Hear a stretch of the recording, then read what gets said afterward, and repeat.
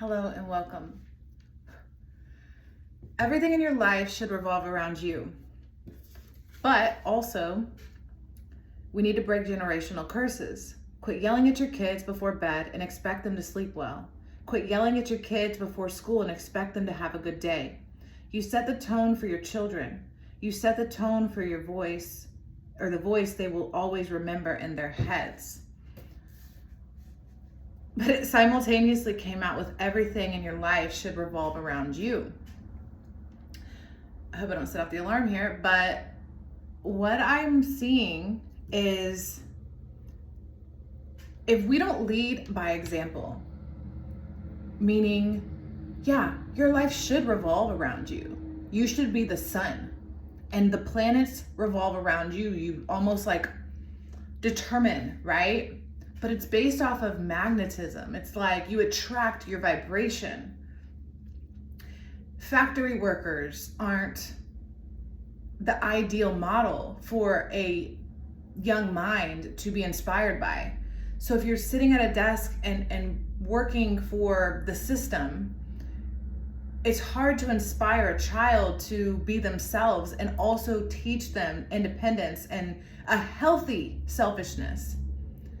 It's ridiculous for us to constantly attack children and expect them to meet such high standards in a world where everything is overstimulated in the sense that it wants them to be trapped in such a limited experience. Write, repeat, I don't even know what it is. Math, write, repeat, whatever they teach in school, that constant like, sit at a desk, do this, do as I say, obey, obedient, don't stand out, be like everyone else. I'm seeing China. Everything in your life should revolve around you, but simultaneously, we can't attack children for being themselves, for flowing and having, not wanting to sit still and not wanting to do all these things. There's a big difference, big difference in when you need to self-sacrifice and give to your family in ways that any parent understands. Any parent understands the sacrifice required.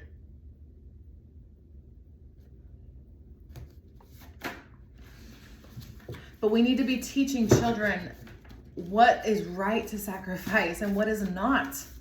We need to teach them better boundaries by walking the talk. Not just telling them what to do and obey because that's what we were trained to do, to obey the system. The smell, it's strong. This came out yesterday. Some of us are frozen at the bus stop since 8 years old. Because I see this little child at the bus stop like, okay, mom said, dad said, I just want to be a good kid. I just want to be liked. I just want people to like me. But really that kid is their spirit is being crushed because something about them was flowing and free and open and expansive and expressive. Whether it was the wittiness of their intellect or the creativeness of, them wanting to draw instead of do math, or maybe they're not very social and they're intimidated by being pushed too hard and they need a little bit more, there's so many different kinds of children and it's very wrong. You were a child, okay? Everyone's been a child. So I'm either speaking to a parent or your inner child here.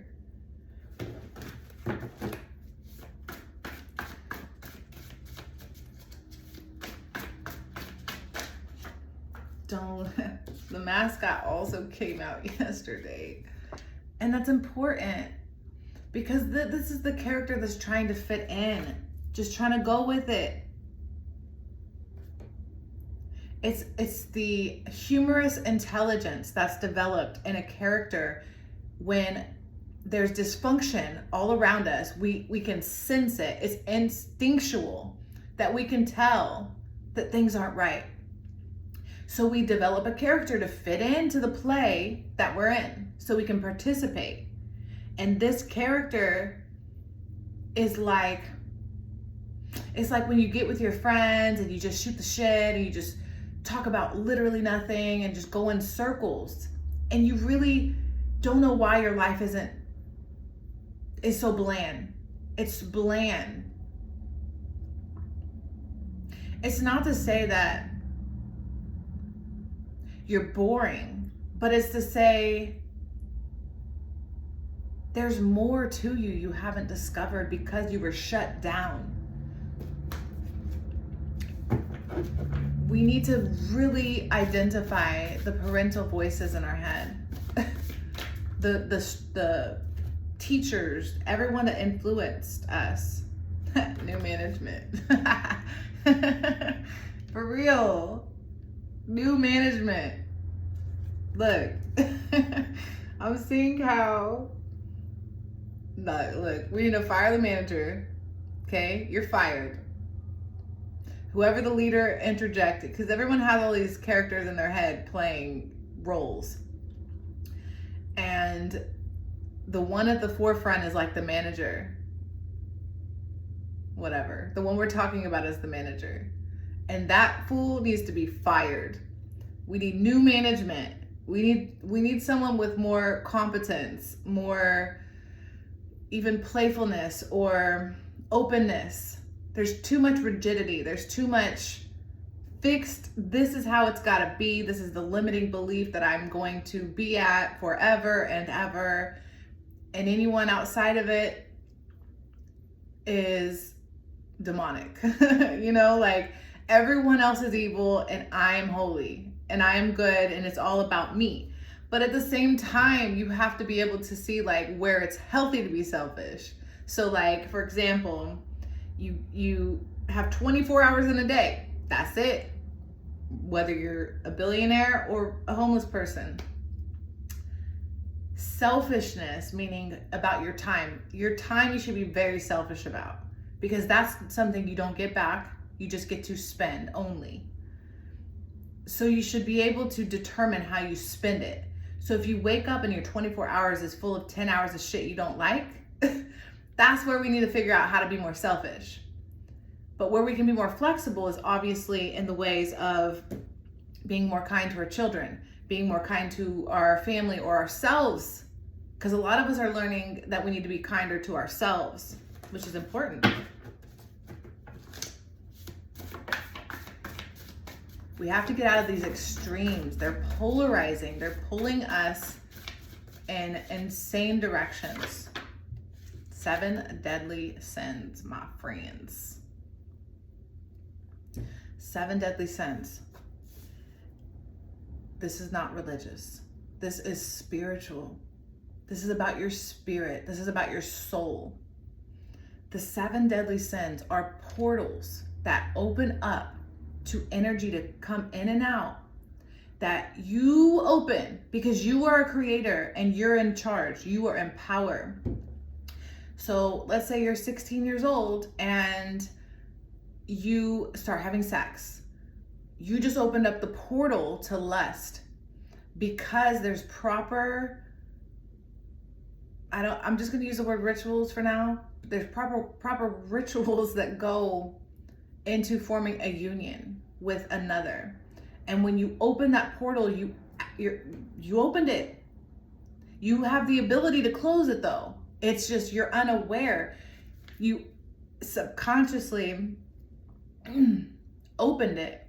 So you're just gonna subconsciously continue to interact with it until you consciously decide you don't want to allow the lust spirit into you anymore. It's a real thing. Pride. That's like being so amazing, right? Or having so much or whatever, thinking so highly of yourself. You're too busy to think about others. You're too busy you don't have time. You're like, I'm so busy. There's literally someone starving on the street and, I've got $6,000 in my bank account, but I'm going to judge them because they're lazy. That's the negativity of pride that we fail to see, that we open that portal and don't realize. It's not to say give every homeless person your money. That's not what I was saying. But it is an honest thing. If you have $6,000 sitting in your bank account and you drive up on a homeless person with a sign and not a pot to piss in, and you don't have enough time to maybe go buy them a sandwich at the Quick Trip or whatever, the gas station, I think that is an indication that your time the way you spend your time is more of like slavery in a way. I don't know how to put that here, but I said it. Scapegoat, huh? Alan Watts and the scapegoat. Alan Watts is a philosopher, was such a beautiful mind. And he really, really preaches the concept of just like not being attached to the world, but being fully invested in the universe and your spirit and your soul, because this limited human experience is but a cloud in the sky, right? At some point, we're going to transfer energetically into something else, another person, the air, the dust, the dirt, whatever, right? The scapegoat, a person blamed of the wrongdoings, faults of others. That was the homeless person is the scapegoat. Faults of others, especially for reasons of expediency. I don't know. I wrote this down too. Victims of abuse by narc parents. Okay, in the Bible, a goat sent into the wilderness after the Jewish chief priests had symbolically laid the sins of the Jewish people. Leviticus, 16. Dude, do you see what I'm saying? 7 deadly sins. The scapegoat, it was after the sins. I'm seeing this trend where judgment is becoming harsh because we've been so invalidated. We've been so silenced, suppressed, pressurized, that lashing out and the attack on other people is like, hurt people.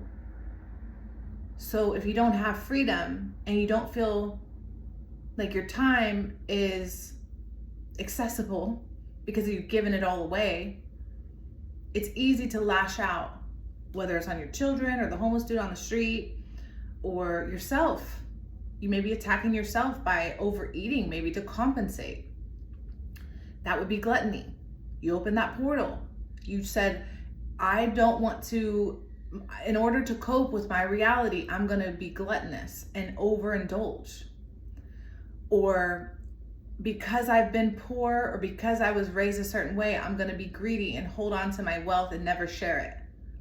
And be frugal to the point where it causes suffering to others, when I could share my energy in ways that would be more helpful to those that I care for or those that I have the ability to help. And that's why everything should revolve around you, because you have to be so selfish in this world. Healthy though. You got to be selfish, like, no, you're not going to take all my time, because if you do that, I don't have time to stop and smell the roses. I don't have time to stop and help somebody or to stop and breathe, right? If I'm constantly pulled in all these directions, what the fuck, WTF. Nobody is more mad than a narcissist who knows that they are a narcissist. I love how this is going. It's so funny because what I love about reality is there's not just one truth, right? There's many truths. It's a conundrum of an onion, layered. It's all layered. And what I'm seeing about that, nobody is more mad than a narcissist who knows that they are a narcissist. Because new management, Remember, your manager could be literal, but like whoever your leader, whoever your authoritarian is, whoever the interject in your mind that tells you what to do, meaning you get up in the morning and your time is spent on that person. And I know most people, that's a reality, right? That person in your life is dictating your time. And when you figure out that and you stop feeding that monster, that entity that's inside of them, if you will, that beast is going to get angry. It's not going to be pleasant, which it probably wasn't prior to, but that's what's going on.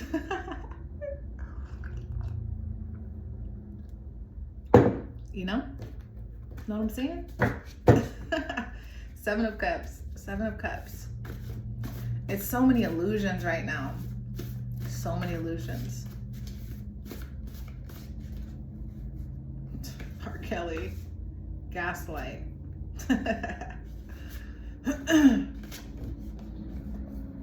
My mind's telling me no, but my body is telling me yeah.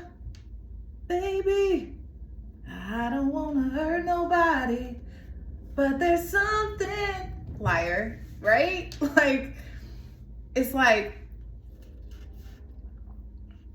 It's very, okay, this is interesting. Narcissists don't gaslight, psychopaths do. Narcissists believe in their fantasy. So a narcissist is playing a character in their own fantasy. A psychopath is more like God in their reality, and everyone else is a peasant that they can do as they please with. Very interesting combination. It's like, I don't know how that's coming out. Let's ask more questions. Or let's inquire.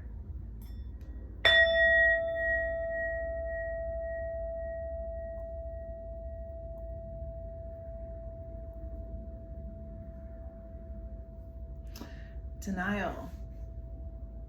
Like, I'm seeing this character, the R. Kelly character. Which one is he? And this is all speculative and imagined, guys. Like, help me, don't be too literal. But this is the story that's playing out that makes sense to what you're experiencing. You're going through something in your head. You're recognizing that you have opened portals to invite energies into your life that you don't really want to be there. How they got there was through your needing to be accepted and needing to be a part of something. Is this the overworker too? Yeah, this is the overworker. So you're overworking yourself for whatever reason, and then you're lashing out or taking out your grievances on others. And to get back to this moment in time where you left yourself at the bus stop, it's like it requires you to stand up to the bully. It requires you to stand up to the narcissist or whoever's in your life, even if you're mirroring the behaviors, even if it's within yourself.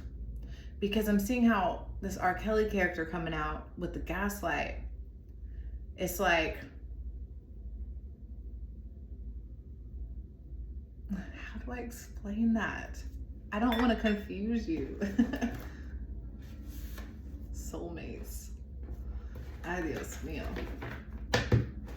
All right, let's just turn the chapter for a second.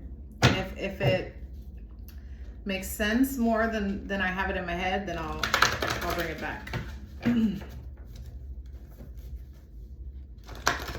Whoa.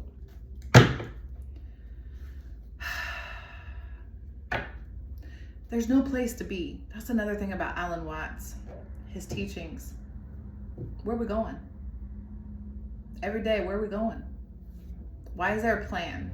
Why is there such an urgency to get somewhere? Ooh, Alan, if you channel, shut up.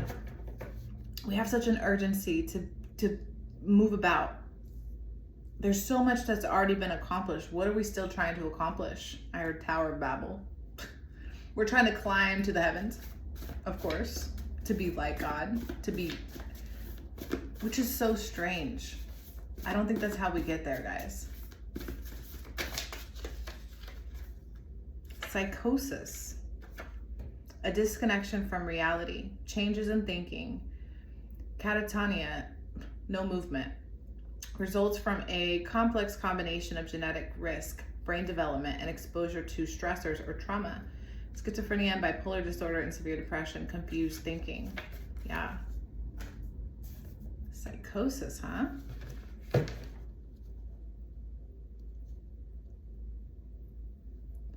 My mind's telling me no. You know, I grew up, I'm just like thinking of my childhood, because I'm now thinking about this. When you're a child, you're frozen at the bus stop. I remember listening to R. Kelly all through my childhood. Like, that's what everybody listened to, R&B, all the R. Kelly, bump and grind, like all sexual music. R&B was the thing of the 90s, early 2000s. That program created that psychosis. And I see how that opened the portal of lust, even envy and jealousy.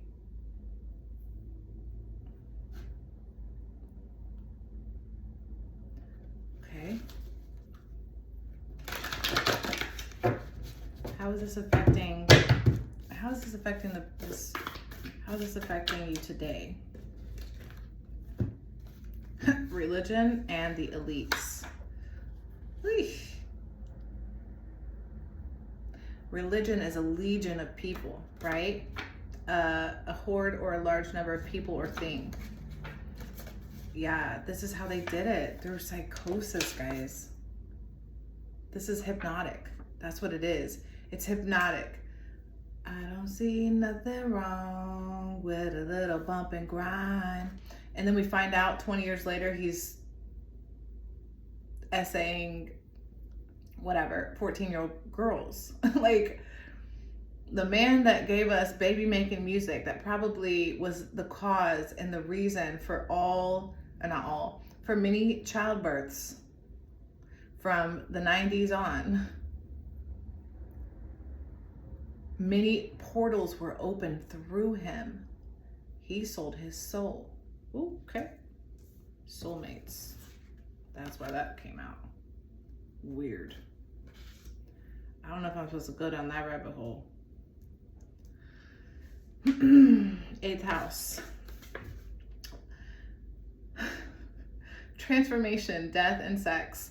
Mystery, growth, healing, addictions, obsessions, deep bondings, secrets, secret occult, psychology, soul level change, in-laws, Scorpio. Wow. So look into your 8th house. The 8th house, I have it here as well. You know, that is Pluto. And Pluto just did some big deal thing where like it just shifted. So we're really discovering the depth of what's been hidden, what's been secret, what's been in the shadows. The shift of power I think it went from Capricorn to Aquarius. Capricorn is like authoritarian when it's negative, which it's been, which were the exposure, everything that's happening. It's all, everything as above, so below. So if you're watching entertainment on the pop stars or whatever the hell, the big stuff that you perceive as like out there, it's also happening in here. So we're talking about what's going on in your energetic field and how you can uplift yourself out of this space, how you can become a healthier, healed person, close portals maybe you opened that you didn't want to open, understand yourself more deeply. That's what we're talking about here. How have you gaslit yourself? What sort of psychosis, mirage have you fallen for? I'm hungry. 8 and 8 came out. 7, 8, 8. 2 7s and 2 8s. Because I have the 7 of Cups right there. Another Scorpio energy. Is that Mars? Or is that Venus? Can't remember that. Yeah, that's Venus. Venus and Scorpio.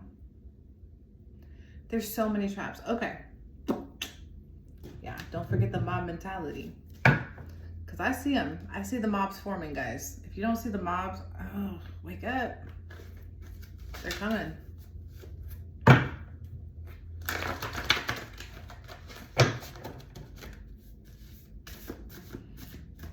We're going to say, oh, ancestors. Contracts.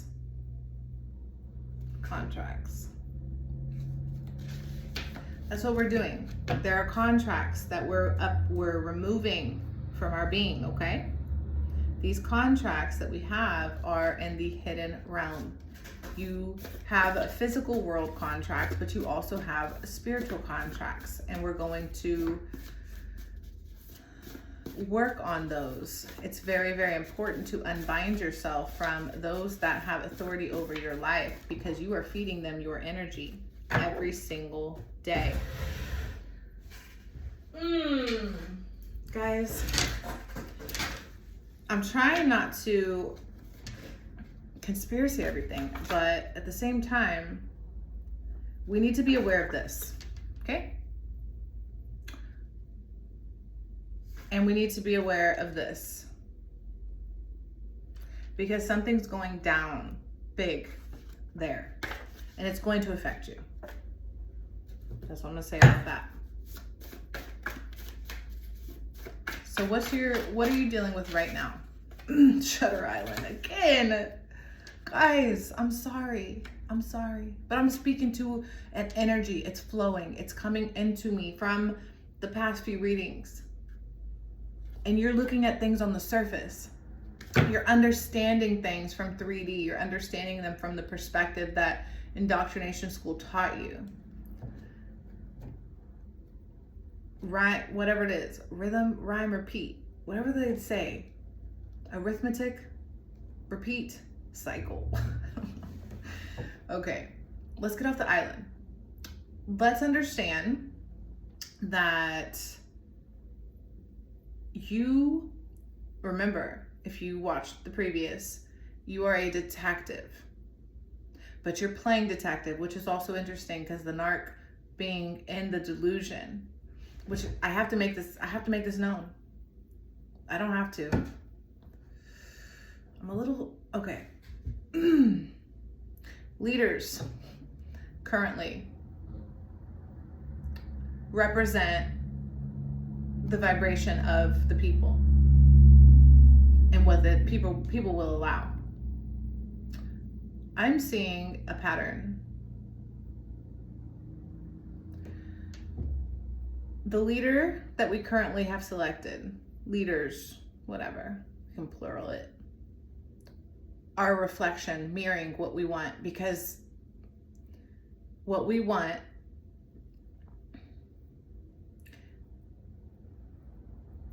oh word. Okay.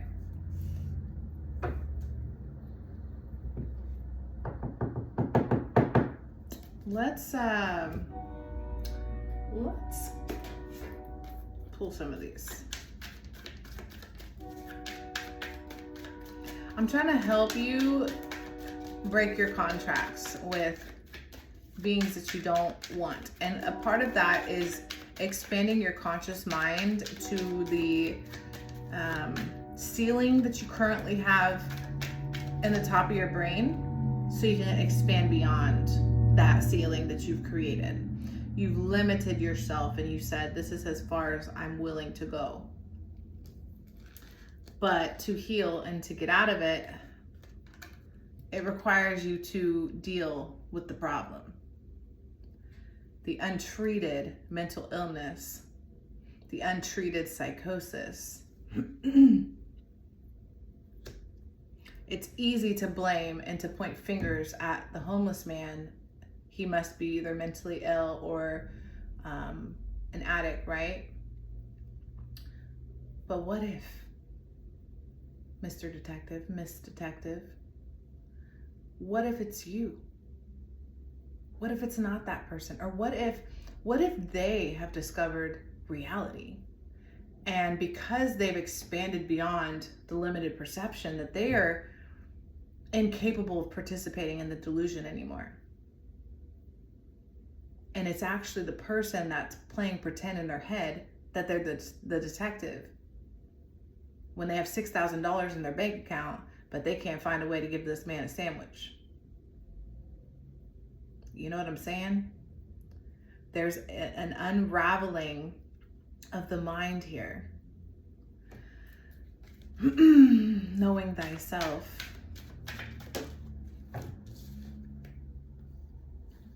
I'm just going to put those back because they came out in the last reading, so I feel like I didn't shuffle them very well. And I don't shuffle these like this, so I can try. Woo!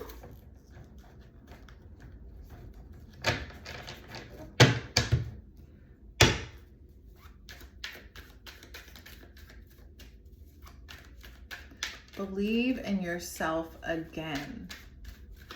When you were little, do you remember that version of yourself? Yeah, look at that. What's lurking in the shadows, my friend? The shadows is the 8th house, remember? That's that unresolved secret energy, the mystery of your desires and that lust and stuff that we were talking about. It's lurking. But you're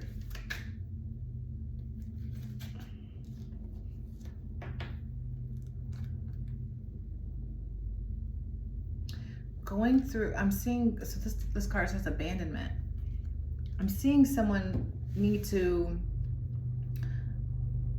unravel the layers of their abandonment wound, understanding where they abandoned themselves.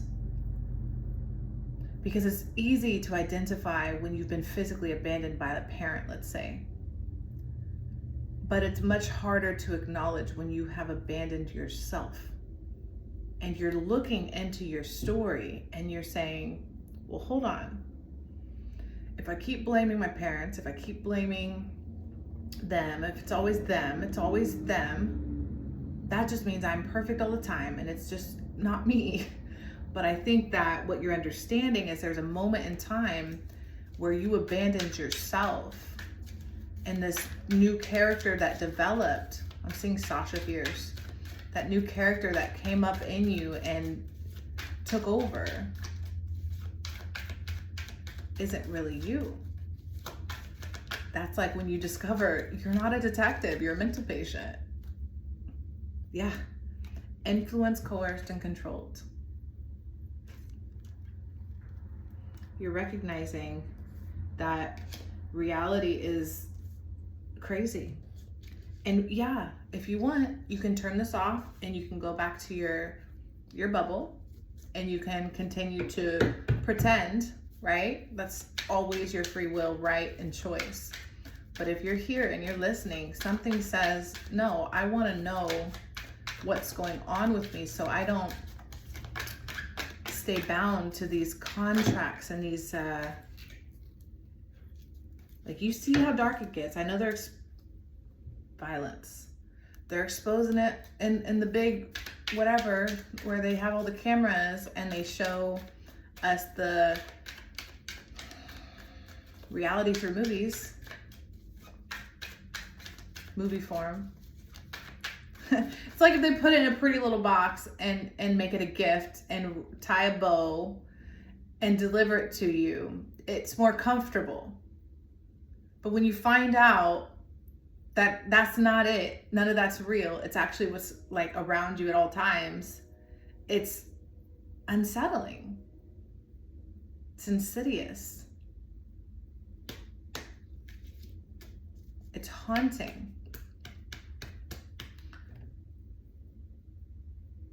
I feel like those that are drawn to the horror films understand, or the psychological movies, books even, the Stephen King's, the, that stuff, has a deep understanding that there's more going on. And you can feel it. You can understand that it's nice when you're in bliss and the ignorance and everything is shielded and protected and you're underneath a blanket as you hear footsteps coming down the hallway, right? That's all fun and games when it's on the screen, when you see it as a movie. But when you start to see it in real life and understand how it's affecting your day-to-day life and your time that your time, it's about digging up these roots, going back to the source, going back to the original, the deep in the ground. This is rooted. This is solidified in your mind.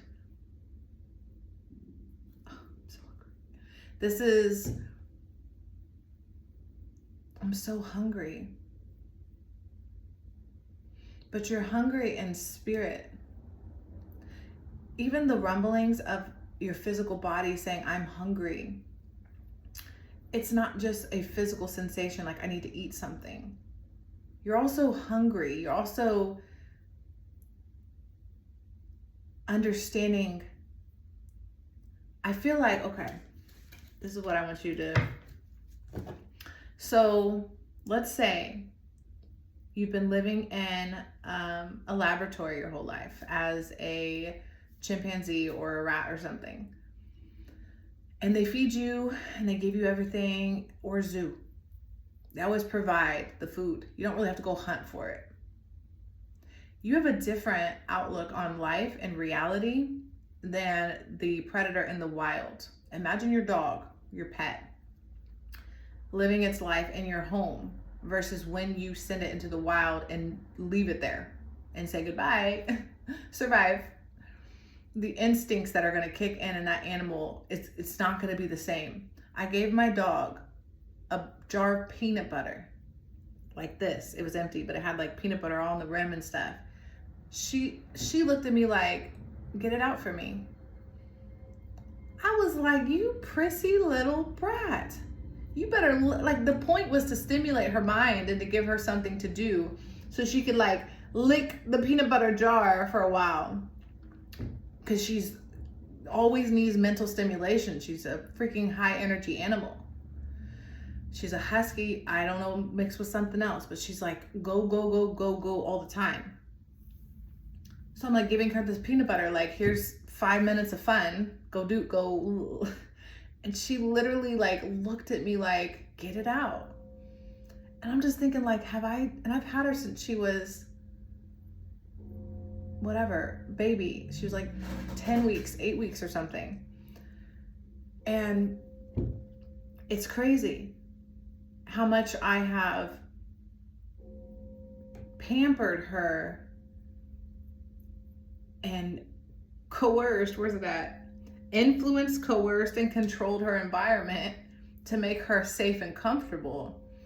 And I have another example is when I was fostering another dog and I brought this dog, and this dog came from a different place. This dog had to survive, literally was severely abused and all types of stuff. Super malnourished, bones, looked like a skeleton, scars on his face, scratches, all types of bad things. And he had to fight for his food. The other dogs won though, because they chose to pick on him. There were 5 of them, and he was the one they chose to, because he would have been the muscle, because he was a XL pit bull, he would have been the one, you know? So they took him out. And when I brought him in, he immediately had that like savage like mentality. And my dog had never been around a dog like that. And she learned real quick, we don't play. We don't get to daintily eat our food. She's a very dainty type of dog. She like eats her food gently. And she's like, oh, I'm just a prissy little, let me lick my paw. She's like a cat. When that dog came around, no, we eat our food. We get it down our belly, okay? Because he will come and eat my food. And she really learned. I had to separate him, I did, but that's the vibe. That's the vibe. I need you to be hungry. I need you to tap into your instincts, your roots, deep into mind. Sharpen your mind here. That's how hungry I am. I know you hear that. It's weird. I'm not even usually hungry this early, but whatever. It's like 8 o'clock in the morning for me. Problem sleeping, foggy brain, inability to concentrate. Maybe, you know, I am channeling. So let's say, because I usually sleep really well, and I lost a couple hours last night. I feel great though. So I did wake up early, which is why I'm so hungry, because I've been up for hours. Problem sleeping, foggy brain, inability to concentrate. I'm tapping into somebody who's overworked. You spend so much of your time running in circles for everyone else that you are so stressed out that you can't even take care of yourself, lashing out on other people, running through this maze, thinking you're a dog when you're a wolf, you know, thinking you're a detective when you're a mental patient.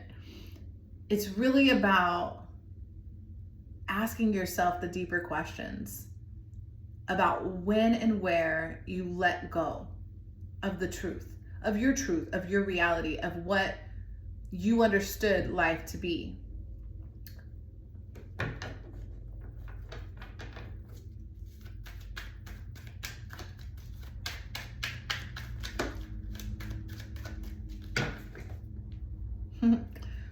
When you were like this, virginity, purity, angelic baby. When you were in your pure form, uncorrupted.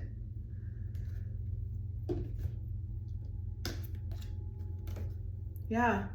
Oh God. See what confirmation. Maturity, young adult, learning, still growing, grooming. Oh, and right under that, we got teenager, preteen, developing, and puberty. This is the vulnerable stage where we have been duped, guys. We have been duped. We got the R. Kelly here, over here messing with 14-year-olds. It's like, it's just like a mind fuck. You know what I'm saying? It's like, what in the hell has happened to me? We've given away our pure angelic forms because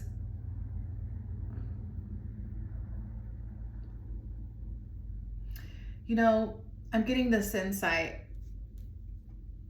Remember who you are before they told you who you should be. Too many simulations, self-control, okay? I'm getting this insight.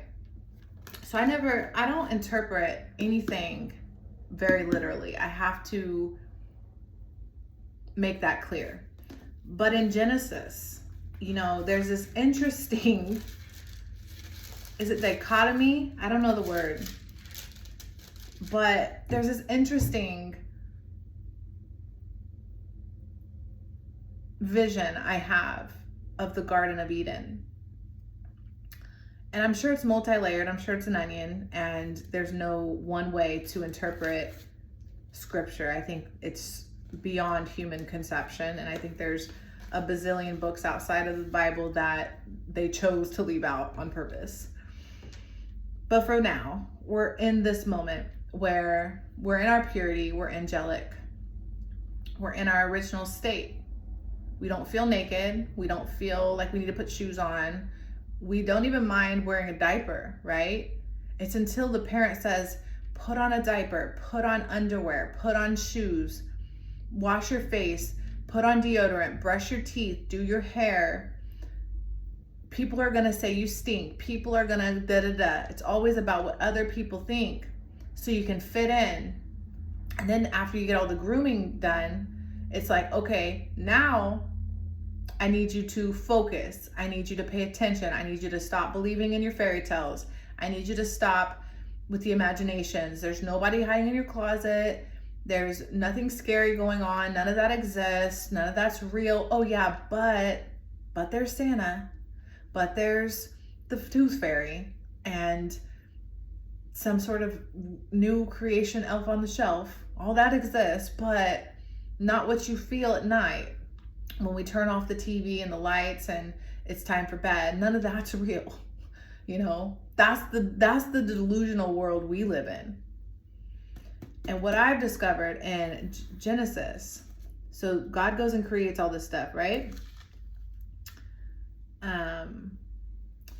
God, which the original text, from what I understand, is God's, the Elohim, the creators of this realm, create man in his own image, their image. So they create us like them, right? I gave you every seed, so they go and do all this to the earth, Adam and Eve.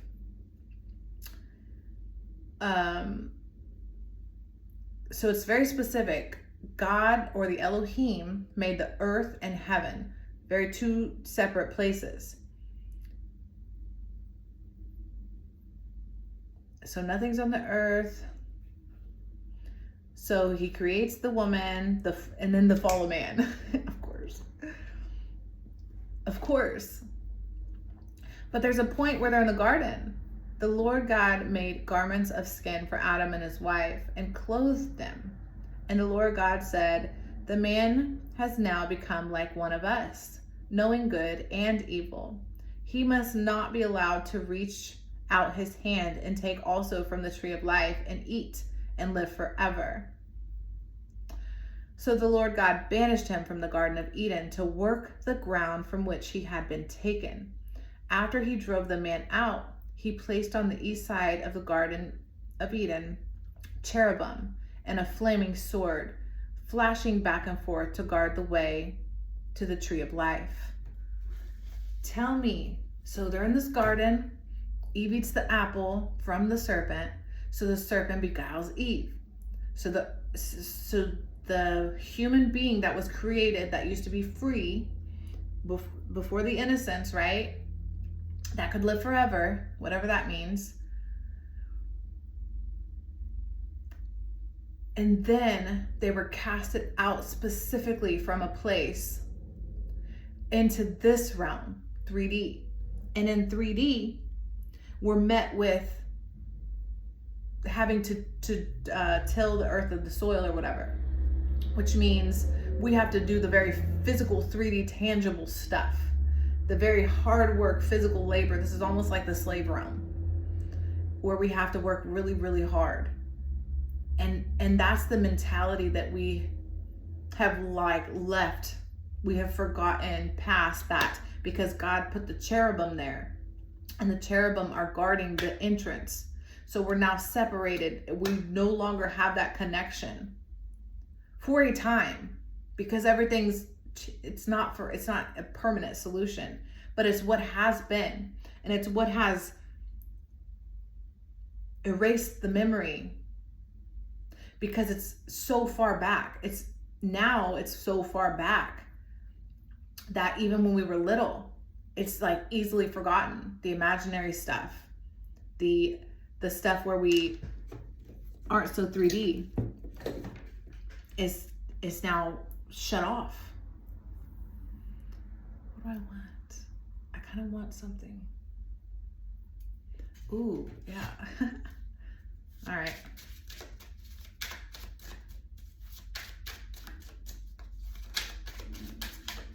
Remember, I'm seeing Mufasa. Tell Simba, remember who you are. Remember who you are.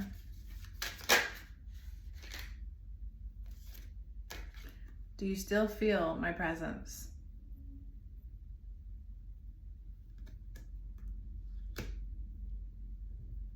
gonna let you interpret that.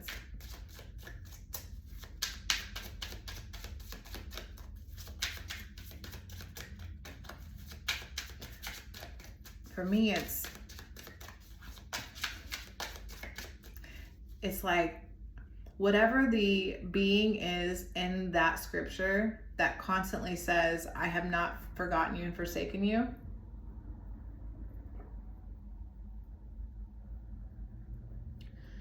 Whichever character that is in the heavens, the one that reminds me all the time that I'm not alone down here acting like a crazy person. Interesting. I projected my unhappiness onto you. Now I'm seeing this as a parent, which is interesting. I guess I don't know if you saw it. Because everything is a reflection, as we were talking about before.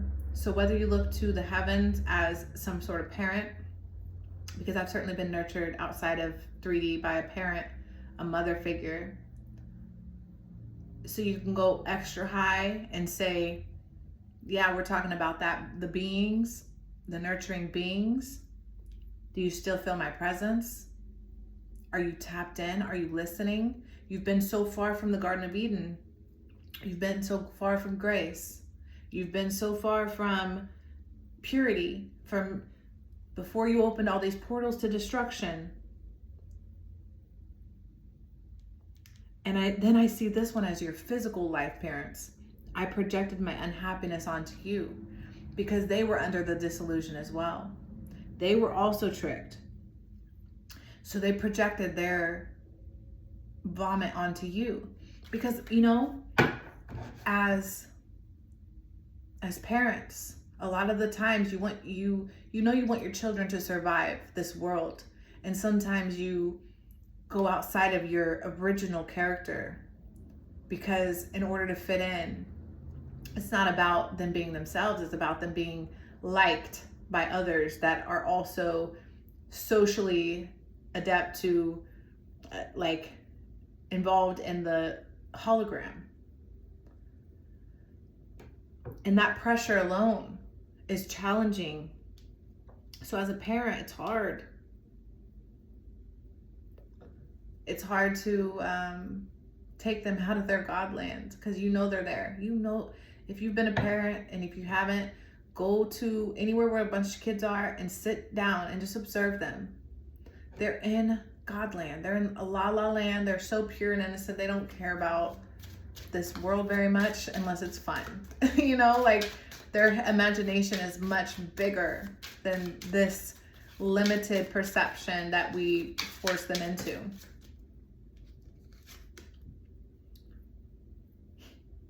The scents and blinking lights are me. Meaning there's a lot of signs around you. There's a lot of synchronicities trying to come in as codes, pattern recognition, understanding. Oh, see? I will show you some signs and synchronicities. These are the patterns that are calling you to the truth, calling you back home. Which is beautiful. Home to yourself, to your original self. Restore yourself. It's about restoring yourself. Not looking for a new version or to recreate like an alter or a fake, but restoring the original version of yourself that makes you feel safe and whole inside, that resonates with who you are. That's what I have. Thank you so much for watching.